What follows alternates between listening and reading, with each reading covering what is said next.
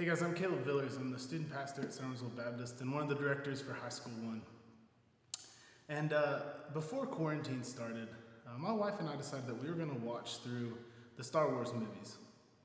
And especially once I found out that she had never seen any of them, I knew that we had to do that. And like any good Star Wars fan, we decided to watch them in release order.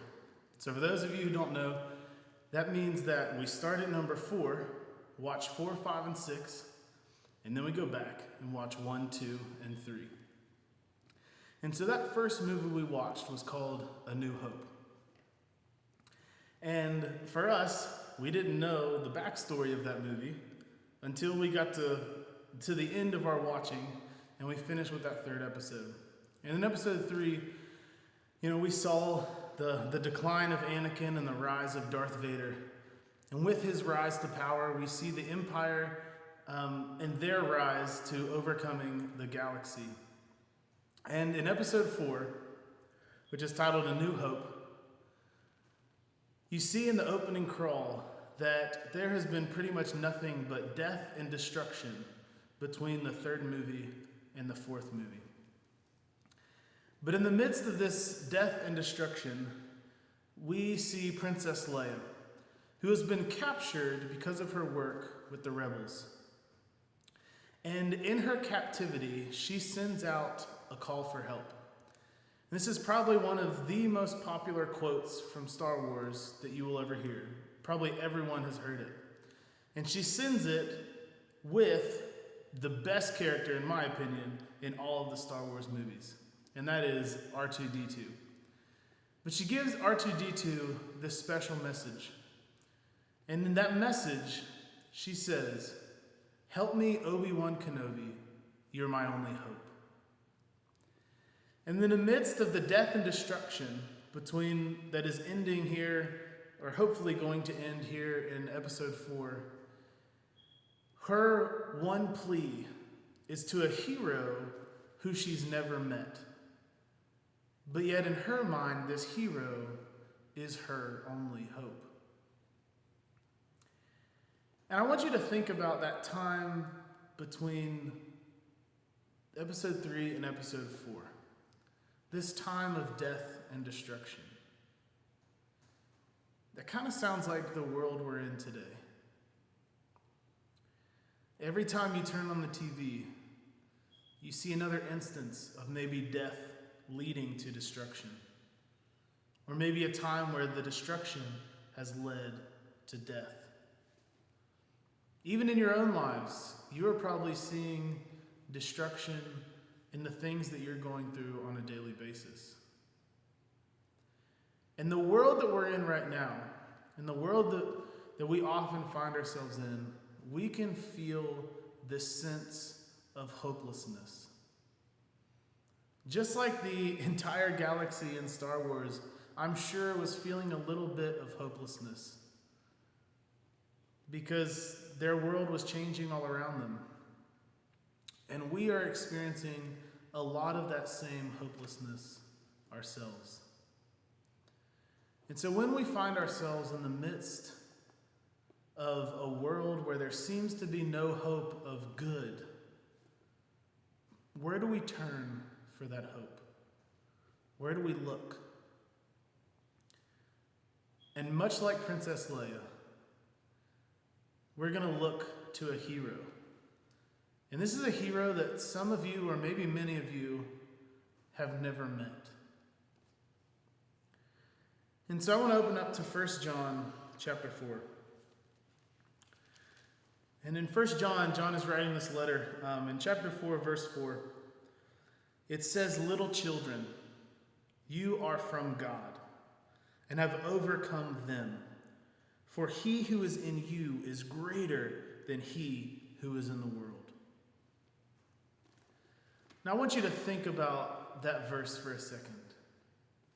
It starts out, little children.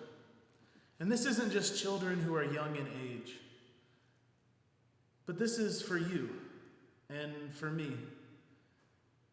Because children here is not just those who are under a certain age, but the children are those who are from God. And the first thing that I want to tell you is that you are from God. You are God's. Whether you believe it, whether you choose to accept it or not, you are from God. And you are one of God's children. And so John starts out and he says, little children, you are from God, and you have overcome them. And then in this chapter, if you look around this verse, John is talking about these false teachers and false teachings and just the things of this world that are not of God, that are against God. And he says, you have overcome them. You have overcome those things. Not because of some magic power that you have, but because, first, you are God's. But the second part is even cooler. And it says that you have overcome them, for he who is in you is greater than he who is in the world. And if you've never heard this before, there is the one who is out to kill and destroy you. Satan is very real, and Satan very much wants you to fail in your pursuit of God, or just fail in even knowing him. But here in 1 John, he lets us know that God is greater than he who is in the world. God is greater than the one who seeks to kill and destroy you. And so much like Princess Leia in the Star Wars Episode 4, A New Hope, we must be looking for a new hope. Something new, someone new, who will truly bring us hope, who is truly greater than the creator of the evil in this world. And so I encourage you today to seek out God. To seek out the one who is greater than any death and destruction that you could ever imagine, that you could ever be a part of. And not only the extremes, but the simple things as well. The difficulties that you are going through, God is greater than the one who is seeking to kill and destroy you. And so even though we don't get to be at camp this week, you have an opportunity this summer, this year, during this quarantine, to look for hope in the best place possible. Look for hope. Look to the hero who seeks and wants to save you.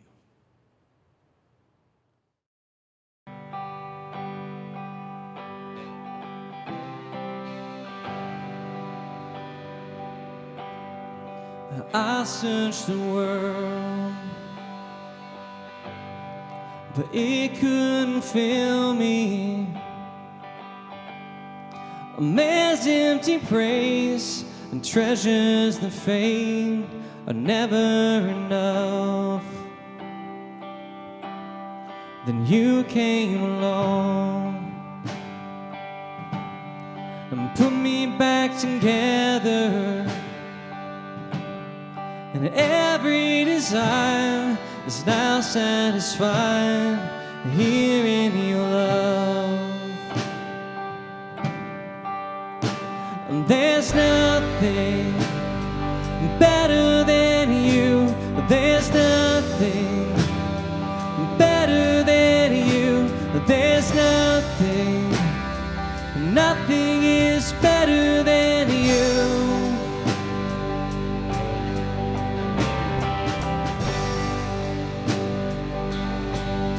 Now I'm not afraid to show you my weakness, my failures and flaws. You've seen them all. and you call me friend. 'Cause the God of the mountain is the God of the valley, and there's not a place your mercy and grace won't find me again. And there's nothing better than you. There's nothing better than you. There's nothing. Nothing is better than you. Say that again. There's nothing better than you. There's nothing better than you. There's nothing. Nothing is better than you.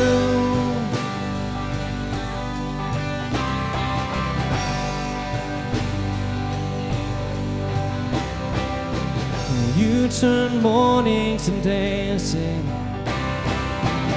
You give beauty for ashes. You turn shame into glory. You're the only one who can. You turn mourning to dancing. You give beauty for ashes. You turn shame into glory. You're the only one who can. You turn graves into gardens. You turn bones into armies. You turn days into highways. You're the only one who can. You're the only one who can. 'Cause there's nothing better than you. There's nothing better than you. There's nothing. Nothing is better than you. Say it again. There's nothing better than you. There's nothing better than you. There's nothing. Nothing is better than